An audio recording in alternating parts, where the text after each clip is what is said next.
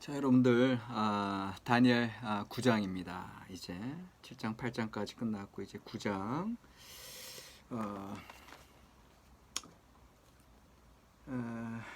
9장은 조금 또 이제 새롭죠. 9장은 이제까지 나타났던 그 환상과는 좀 다른 건데, 여기 이제 328쪽 교재, 여러분들 교재 328쪽 보시면 천사의 담론 이렇게 표현하셨고요. 예루살렘의 황폐함에 관한 미드라시다. 이제 어떤 해석, 재해석, 인터프리테이션이다라는 소리인데 71회로 듣는 70년. 그러니까 이제 예레미야의 이제 여기 보세요. 9장 이제 어떻게 시작하냐 하면은 9장의 구조 분석에서도 제가 드린 이제 구조 분석에도 보면은 배경이 이제 메대 족속 이제 배경이 또 바뀌었어요. 아하수엘의 아들 다리오 왕 원년이다. 그래서 사실 이제 다리오 왕 원년에서 이게 이제 갈대아 나라 왕으로 세움을 받던 첫 해다라고 하는 건 사실은 이게 이제 페르시아 갈대아 제국 페르시아 제국에서 539년. 근데 이제 고레스 원년을 얘기하거든요. 근데 이제 여기서는 표현을 이제 그렇게 아하수엘의 아들 다리오 왕 원년이라고 했을 때는 제가 보기에는 이제 고레스가 이제 페르시아 제국 전체 이제 황제인데, 근데 이제 아무래도 그 메대 출신 이제 다리오 아하수에로의 아들 다리오 해가지고 그쪽의 어떤 총독 어떤 분봉왕 이제 이런 식의 표현이 아닐까 이제 그렇게 생각되는데, 근데 사실 우리가 다니엘서 얘기할 때는 이제 역사적인 어떤 팩트보다는 여기서 이제 상징들 이게 메시지들이 중요하니까 어쨌거나 고레스 원년 그러니까 539년을 이제 얘기하는 거고요. 일단 배경은 여기서 얘기하는 이 이야기 시대 배경. 그러니까는 느부갓네살 이제 그 바벨론 멸망하고 그 다음에 이제 고레스 왕이 이제 메대와 이제 다 이제 섭렵해서 그래서 이제 페르시아 제국에 이제 황제로 이제 등극하게 되는 거거든요. 그러니까 이제 바빌론 시대 메대 그 다음에 페르시아까지 온 거예요. 근데 이제 여전히 알렉산더 대왕의 그리스 제국이 이제 또 펼쳐지는 이제 그런 게 있는 거고요. 그다음에 이제 여기서는 이제 예레미야의 포로 기간 70년 연수에 대한 묵상이다. 이거는 뭐냐면 이제 예레미야 25장 11절에서 14절에 이제 예레미야가 이제 70년의 복역 기간 이제 얘기한 거. 그다음에 이게 또 역대하 36장 21절에서도 나오고요. 요것들에 대한 거. 그러니까 참 여러분들 이미 이 다니엘이 책으로 갖고 있다는 거죠. 예레미야서를. 그러니까 이게 그 성경 안에서 이야기하고 있는 성경 전통을 얘기하는 거예요. 이 당시에 예레미야서가 이미 다니엘의 손에 들려져 있구나. 마치 그 에스라가 이제 페르시아 제국에서 학사 겸 제사장으로 이제 유다 공동체에 올 때 그의 손에 모세 율법책이 들려 있었더라 하는 것처럼 성경 내에서는 그런 성경의 형성 과정에 증명이 될 만한 그런 증거들 이야기들 나와 있는데, 여기서도 예레미야서 지금 보고 계시네 다니엘도 이렇게 우리가 충분히 이제 볼 수 있고요. 물론 이제 다니엘의 기록을 쓰신 이제 지혜자 그룹들이 이제 이미 그걸 다 가지고 있는 거죠, 그 책들을. 그래서 거기에서의 70년 연수인데, 그런데 이제 그 70년을 71회로 이제 확장을 하는 거다 지금 이제 9장에서는. 그러니까는 70년의 복역 기간처럼, 그러나 70년의 복역 기간이 끝나고 하나님이 회복시켰던 것처럼 바벨론 포로 시대 때, 그러면서 지금 이들이 당하고 있는 안티오쿠스 에피파네스의 박해 시절 이제 167년에서 164년에 이 하시dim 그룹 다니엘의 그 지혜 그룹의 이제 배경으로서 하시dim 그룹을 우리가 얘기하고 있는데, 그 하시dim 그룹들에게 있어서도 지금의 박해가 요게 이제 상징적으로 70일에 77, 49, 490 491이면 491일, 490이면 490년. 그때 분명히 정해진 시기가 끝나면 우리가 과거에 고레스 그 해방에 의해서 포로에서 회복되었던 것처럼 이것도 또 정한 때가 있다, 회복될 것이다, 이제 이런 근본적인 메시지가 있다라는 거고요.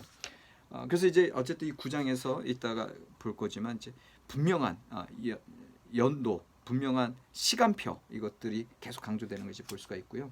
근데 지금 이제 328조 이 교재 328쪽에 보면 다니엘 72장의 맥락에서 다니엘 9장은 양식 주제에서 특이하다.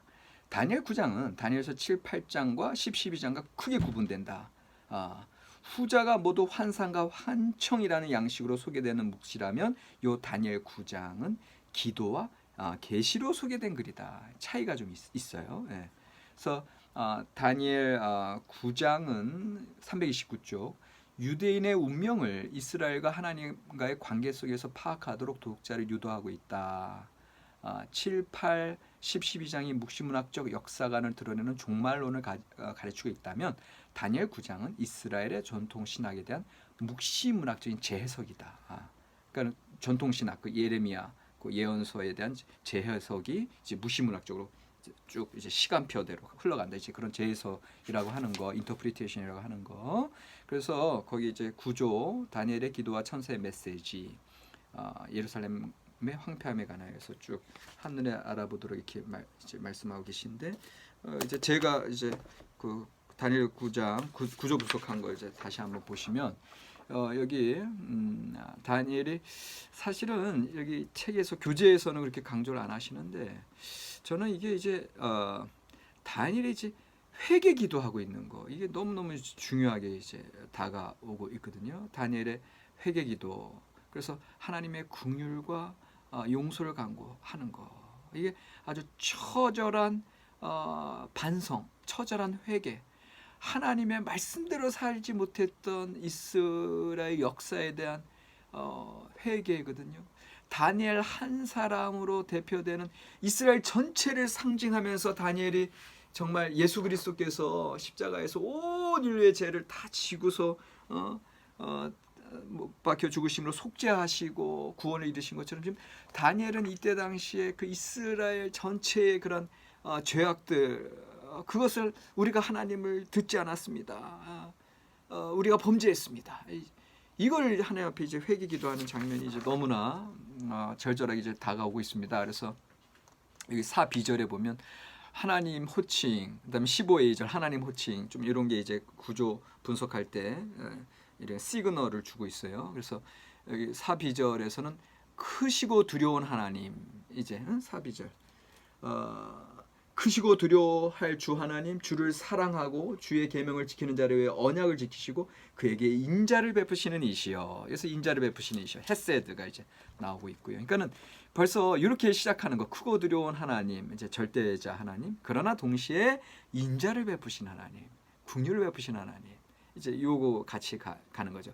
그 인자는 늘 계명의 충실성이고 그 계약 백성 계약 관계 그러니까 그 계약 관계성을 다시 부각시키는 거죠. 그러니까 하나님께서 우리의 죄악에도 불구하고 우리를 구원하실 하나님. 우리는 이 계약 관계에서 떨어져 나갔으나 그 계약에 충실하신 하나님이 여전히 우리를 부르고 있고 우리가 돌아오기만 하면 하나님의 백성으로 이제 회복하신다고 하는 이게 이제 나와 있는 거거든요. 자, 보세요. 5절에서 6절에 불순종과 듣지 않음 거기에 대해서 회개하죠. 그 다음에 7, 8절에 범죄의 결과로 우리에게 수치를 당한 거 쭉 서술하고 있고 그래서 9절 전반절에 긍휼과 용서하심 주 우리 하나님께는 긍휼과 용서하심이 있사오니 이렇게 얘기하잖아요. 그러면서 다시 9절 후반절에서 12절에 우리가 주께 패역한 거 그래서 범죄의 결과로 우리에게 재앙이 이제 임했다고 하는 거 이거 얘기하면서 이게 B'으로 아까 7, 8절에 범죄 결과로 우리에게 수치 이거랑 이제 병렬 대꾸를 이루고 있고 그다음에 13, 14절에 공의로운 심판 앞에서 돌아오지 않으면 다시 회개하는 거. 그러니까 회개와 회개 또 우리의 수치 재앙 그러니 주님 긍휼과 용서하심으로 우리를 구원하소서 회복하소서 이게 딱 중간에 들어가 있는 거. 그리고 나서 이제 또 새로운 하나님 호칭으로 또 새로운 단락이 시작되고 있는데 이 15절에서는 그 출애굽 하나님을 이제 다시금 상기하고 있죠. 15a 전반절에 보면 강한 손으로 주의 백성을 애굽 땅에서 인도해 내시고 그래서 그걸로 인해서 오늘과 같이 명성을 얻으신 우리 주 하나님이요. 딱 그렇게 15 전반절에서 그런 하나님. 그러니까 여기서는 이제 아까에서는 크시고 두려운 하나님 인자를 베푸시는 이제 긍휼과 용서하심의 하나님을 이야기하고 있고 15절에서는 더 나아가서 예전에 우리 조상들 구원하신 하나님, 강한 손으로 출애굽 그 이스라엘 애굽 백성을 다 멸하시고 그 구원하신 하나님, 그러니까 그들의 구원 전통을 다시 아주 전통적인 뿌리 신앙을 이야기하면서, 그러면서 15절 후반절에서 당장 이제 범죄, 악행을 회개하고 있고, 그러면서 여기서 이제 본격적인 간구가 16, 17, 18절에 딱딱딱 터져요. 이거는 이제 그 타우너 인터프리테이션, 한국장로교 출판사의 그 타우너 이제 번역된 걸 보시면 이런 구조가 돼 있어요. 그래서 supplication 1, supplication 2, supplication 3 이렇게 쭉쭉 나왔는데, 이제 저는 구원 간구라고 표현했어요. 16절에 구원 간구 1, 주의 분노를 떠나게 하소서. 17절 구원 간구 2, 주의 얼굴빛을 비추소서. 18절 구원 간구 3, 주의 큰 긍휼을 의지함이니이다. 그러니까는 다니엘이 이제 아까 4절 후반절에서 14절까지 이제 회개기도 하고, 그리고 나서 그 회개기도에서 하나님의 긍휼과 용서하심을 바랬다 그랬잖아요. 그리고 나서 이제 그의 구체적인 구원 간구가 16, 17, 18절에 이렇게 펼쳐지면서, 그러면서 19 전반절에 그 간구의 절정이다, 클라이막스다. 주여 들으소서, 주여 용서하소서, 주여 귀를 기울이시고 행하소서. 여러분들 왜 주여 삼창하시는지 이제 아셨죠? 이미 알고 계실 거예요. 근데 저는 벌써 이거 옛날부터 들었어요. 옛날에 기도원 갈 때마다, 여러분들 다니엘서 9장 19절에서 주여 주여 주여 삼창 외쳤습니다. 우리도 삼창 외쳤습니다. 그렇게 이제 목사님들 이제 찬양 인도하시는 목사님들 그렇게 해서 우리 뜨겁게 기도하는 거. 그러니까 기도원 전통을 아시는 분들이 이거 아실 거예요. 근데 이제 이게 이제 주여 주여 주여 삼창의 이제 성서적인 근거입니다. 근데 여기서 보면 주여 들으소서와 A, 그다음에 주여 귀를 기울이시고, 귀를 기울이는 거 듣는다는 거 아니에요? 그러니까 A 프라임이에요. 그러면 그 가운데가 주여 용서하소서예요. 그러니까는 지금 아까도 9절 전반절에서도 C 한가운데 교차대칭 구조의 한가운데 용서하심. 그 여기도 용서. 이거 그러니까 이 지금 다니엘의 회개 기도는 정말 우리 자신의 어쩔 수 없음, 우리의 타락함, 우리의 범죄함, 우리의 패역함, 우리의 거짓, 우리가 하나님 말씀 듣지 않고 자꾸 세상으로 가는 거, 이거에 대해서 우리 자신을 철저하게 하나님 앞에 부인하고, 그러니까 우리는 주의 용서하심을 바랄 수밖에 없습니다. 이거 얘기하는 거거든요. 그 주님의 긍휼하심, 용서하심에 대해서 우리는 결국 우리의 기도 제목은 이거예요. 하나님의 용서, 하나님의 긍휼과 하나님의 자비, 인애, 그리고 용서하심. 결국은 그래서 예수 그리스도의 십자가가 우리에게 필요한 거예요. 그 예수 그리스도의 십자가가 우리를 용서하셨잖아요. 우리를 속하셨잖아요. 죄를 다 용서하셨잖아요. 그게 우리 십자가 신앙이 벌써 이 다니엘서. 그러면서 19절 후반절은 설득 동기, 주 자신을 위하여, 주의 이름을 위하여. 왜? 우리에게는 아무런 공로가 없거든. 그러니까 주의 이름을 위하여, 주님 자신을 위해서 우리를 용서해 주세요. 결국은 예수 그리스도, 그 주님, 그 하나님이신 예수님, 하나님의 아들께서 오셔서 결국은 하나님의 이름을 위하여, 하나님 아버지를 위하여 그 고초의 십자가를 지신 거. 이제 그렇게 이제 흘러가는 거 다 이제 다 연결됩니다. 다 연결. 그런데 이제 이거에 대해서 그렇게 이제 다니엘 회개 기도가 끝난 다음에 천사의 계시가 이제 20절 이하에 펼쳐지죠. 그러면서 가브리엘이 방문하고 다니엘의 기도 응답됐다는 거 말씀하시면서 이제 환상을 설명하시는데, 보세요. 24절부터 27절까지 쭉 계속 71에, 7일에와 62일에, 62일에, 그 다음에 한 일에, 그 다음에 정한 종말, 쫙 시간표가 정해져 있다라는 소리예요. 여기서 얘기하는 거 딴 게 아니고. 네? 그래서 71회 후에 죄악이 용서되며, 드디어 그렇게 용서를 간구했던 그 다니엘의 기도의 응답, 죄악이 용서되며 지극히 거룩하신 이가 기름 부음을 이제 받는다. 여기서 이제 지극히 거룩한 이, 그러니까 이제 이게 이제 뭘 상징하느냐, 이제 다 상징하는 게 있겠죠. 그래서 봅시다. 24절에 9장 24절 보면 내 백성과 내 거룩한 성을 위하여 이른 이래를 기한으로 정하였나니 허물이 그치며 죄가 끝나며 죄악이 용서되며 영원한 의가 드러나며 환상과 예언이 응하며 또 지극히 거룩한 이가 기름을 부음을 받으리라. 자, 요 이야기 내에서 이 다니엘이 지금 환상을 받는 장면은 뭐라고요? 고레스 원년이라 그랬죠. 539년. 아까 이제 다리오 왕 이제 그 첫 해다라고 했을 때 이게 539년인데, 근데 이제 이거는 이제 포로살에서 돌아와서, 그러니까 이게 이제 뭘 상징하냐면은 뭔가 환상과 예언이 응했다. 그래서 70년에 대한 복역의 기간 예레미야 예언이 응해서 이제 돌아가게 되고 또 지극히 거룩한 이가 기름 부음을 받을 것이다라고 하는 것은 포로 귀한 공동체가 돌아왔을 때 희망을 얘기하는 거고, 그 다음에 제2성전을 지으면서 여전히 스가랴 예언자, 학계 예언자들 통해서 기름 부음 받은 메시아 사상들에 대한 것들이 또 여전히 여기서도 반영이 되어 있는 거거든요.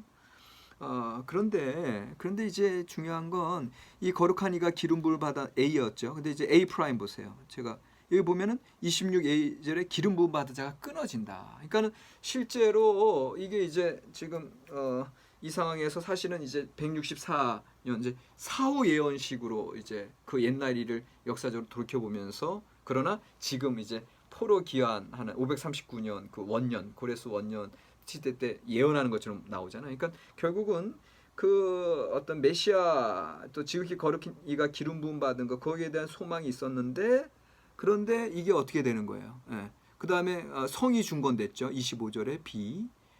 그런데 26절에 가서 62일의 후에 한 왕이 출현함으로 그 왕으로 인해서 26A절에 기름 부음 받은 자가 끊어지고, 또 그 성읍과 성소, 그 성이 중건된 게 B에서 무너뜨려주고 B 프라임. 그러니까는 이게 이제 쭉 다 하면서 다시 절망의 상황으로 가는데, 그럼에도 불구하고 그 한 왕의 출현이 26B절에 그 왕이 멸망을 하게 된다. 시간표대로 간다. 그러니까 너희들 실망하지 말아라. 그러니까 이게 많은 것을 내포하고 있는데, 당시에 이 예언을 들은 자들은 이게 무슨 의미인지는 알았을 거란 말이죠. 근데 이제 지금 와서 우리가 그걸 해석을 하려 치니까 여러 가지 해석의 가능성이 있는 건데, 특별히 이제 기름 부음을 받은 이라고 했을 때 요게 어떻게 보면 그 기름 부음 받은 자가 이제 끊어졌다. 여기 이제 25절에 보세요. 25절에 보시면 기름 부음 받은 자 곧 왕이 일어나기까지 7일에와 62일에가 지날 것이요. 그러니까는 이제 그렇게 어떤 소망, 기름 메시아에 대한 소망들이 이제 일어나다가, 그러나 7일에 62일에가 지나면은 그 이제 뭐가 나타나요? 그 왕, 한 왕, 그죠?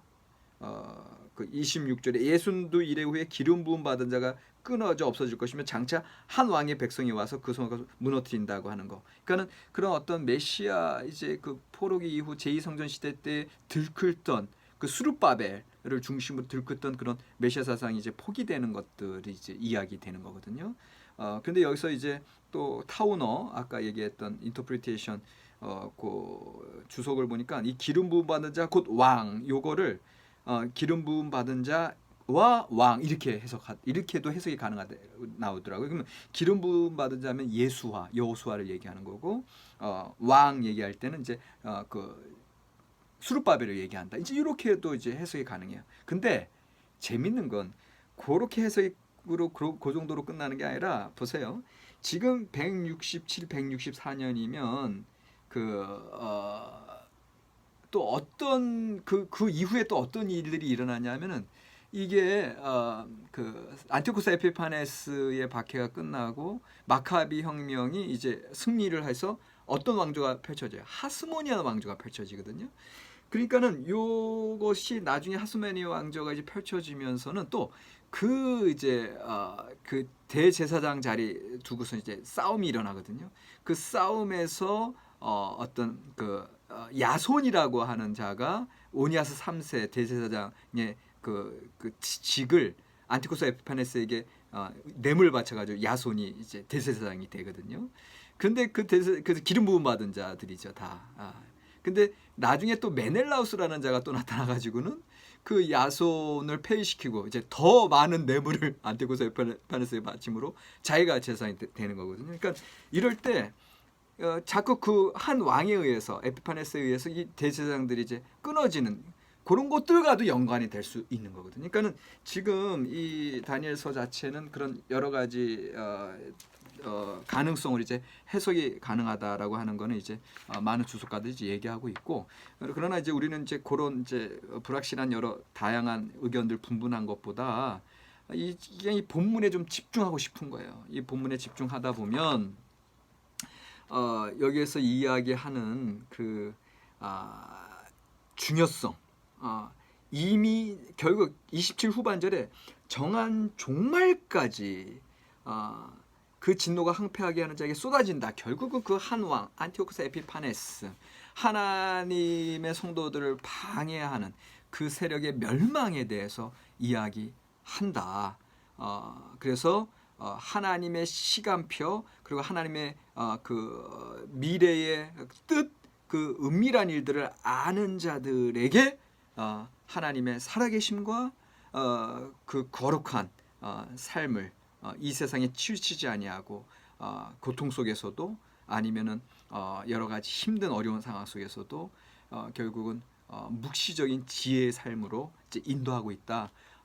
이렇게 이제 쭉 말씀 본문이 진행됩니다. 그래서 요 9장에서의 중요한 주제들, 첫 번째 회개 기도의 중요성. 근데 여기서 회개 기도의 이제 그 핵심을 여러분들 파악하시면 돼요. 하나님이 우리를 용서하시는 건 우리에게 아무 공로가 없으나 하나님의 긍휼하심과 하나님 자신을 위하여 하나님의 이름을 위하여 용서하시는 거예요. 우리는 그런 은혜를 입은 자들이에요. 그러니까 내가 고개 내밀 필요도 없어. 내가 잘난 거 하나도 없어. 내가 뭐 무슨 얘기할 필요도 없어. 그냥 조용히 하나님의 은혜에 감사함으로 살아가시면 돼요. 그게 진정한 회개 기도예요. 이 다니엘서 오늘 9장을 통해서 9장 특별히 3절에서 19절을 통해서 여러분들 주여 주여 주여 3장도 배우셨고, 그리고 이제 하나님 앞에 그런 전적으로 회개 기도로 아무 공로 없이 오직 주님의 십자가만을 붙드는 회개 기도가 너무너무 중요하다. 그런데 두 번째, 그런 회개 기도가 하나님께 응답을 받아요. 그래서 은총을 입은 자 다니엘, 여러분들 참 너무 은혜롭지 않으세요? 우리는 아무 공로 없이 그냥 하나님의 말씀 붙들고 예레미야서의 그 70명의 부교기가 붙들고 이제 다니엘은 기도했을 뿐이에요. 우리도 하나님의 말씀 붙들고 기도할 뿐이에요. 근데 가브리엘 천사가 나타나서 뭐라고 얘기해요? 응? 22절에 다니엘아, 내가 이제 네게 지혜와 총명을 주려고 왔느니라. 우리가 그렇게 회개 기도할 때 우리 아무 공로 없는데 우리에게 지혜와 총명을 주신다니까요, 주 성령님께서. 그 다음에 그러면서 23절에 은혜로운 말씀 나오잖아요. 너는 크게 은총을 입은 자라. 내가 기도를 시작할 쯤에 명령이 내렸으므로 벌써 응답이 받았고, 아무 공로 없는 자들이 나를 부인하고 기도할 때 이미 기도 말 딱 되는 순간 주여 주여 3창까지 다 가지 않았는데도 이미 응답이 됐고, 그 다음에 너는 크게 은총을 입은 자라. 여러분들 회개 기도하는 자들에게 크게 은총을 입은 자, 그런즉 너는 이 일을 생각하고 그 환상을 깨달을지니라.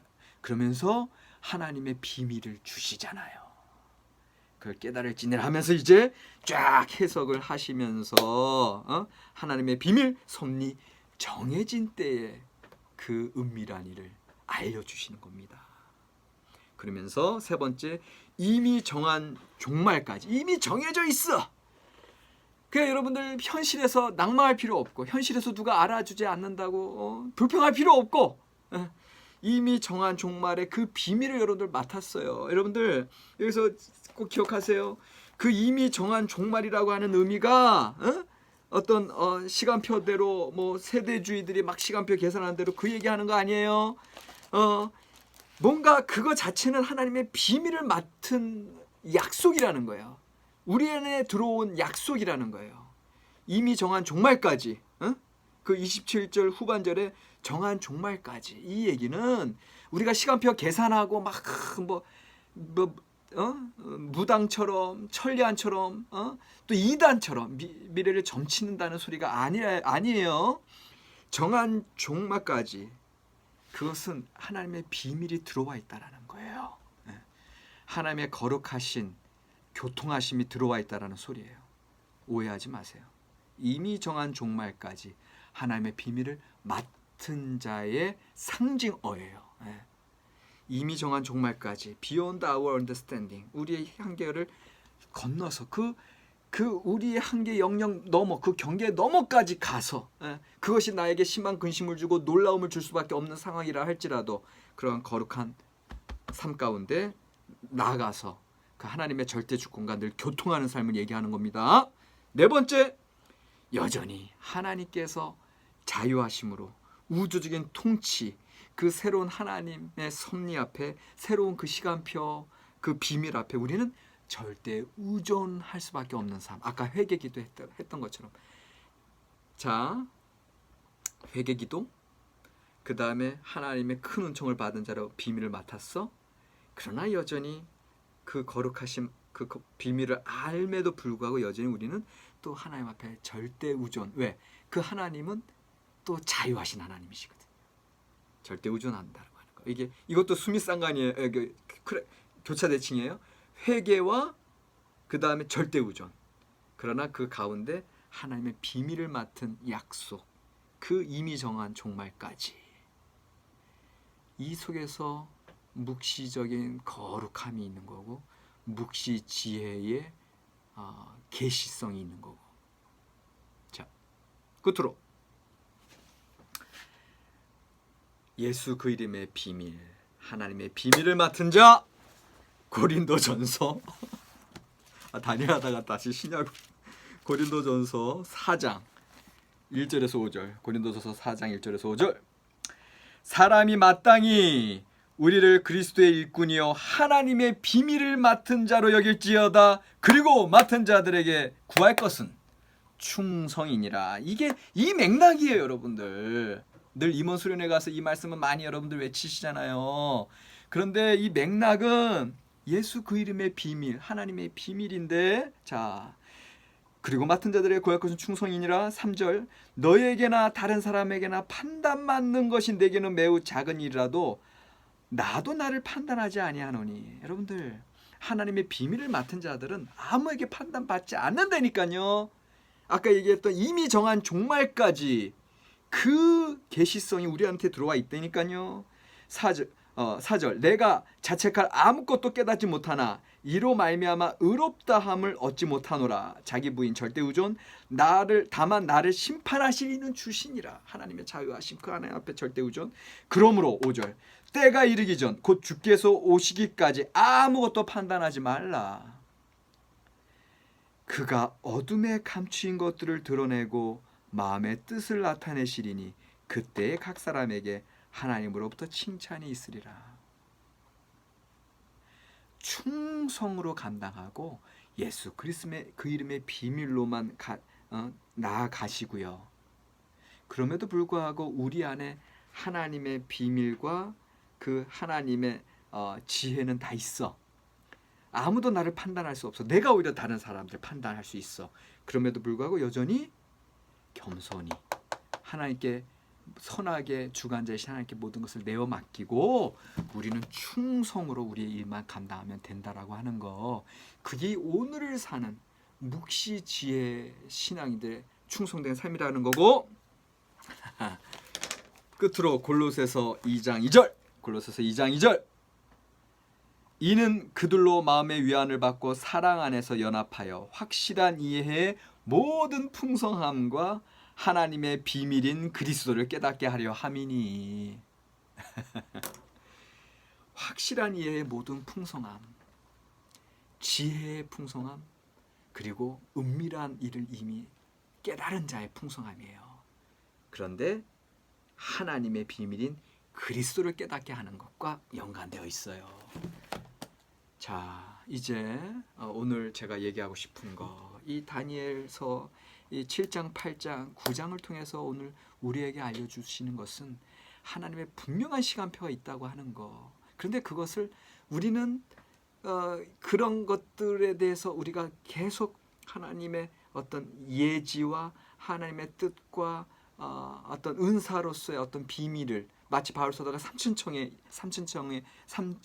이르는 것처럼 그런 비밀들을 우리에게 허락을 하십니다.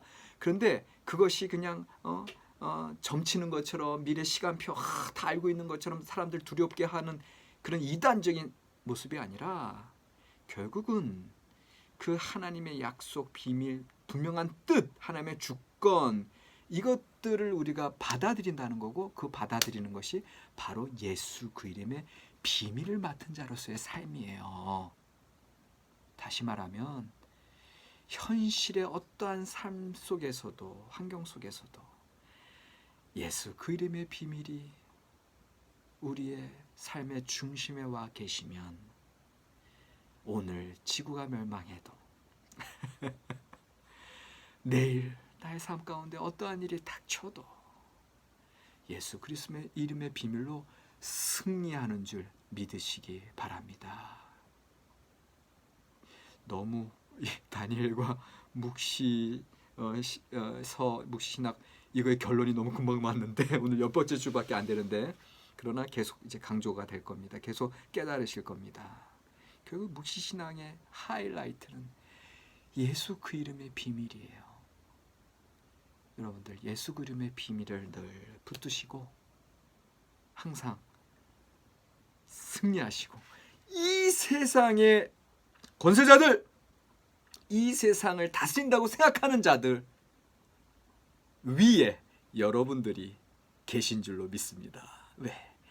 아까 7장에서 그 지극히 높으신 이의 성도들이 그 권세와 나라를 허락받는다. 누굴 통해서? 인자와 같으니 예수 그리스도 통해서. 그러니 예수 그 이름의 비밀이 여러분들 가운데 있을 때 여러분들은 이 세상을 지배하시고 다스리시고 승리하게 되는 줄 믿으시기 바랍니다. 수고하셨습니다.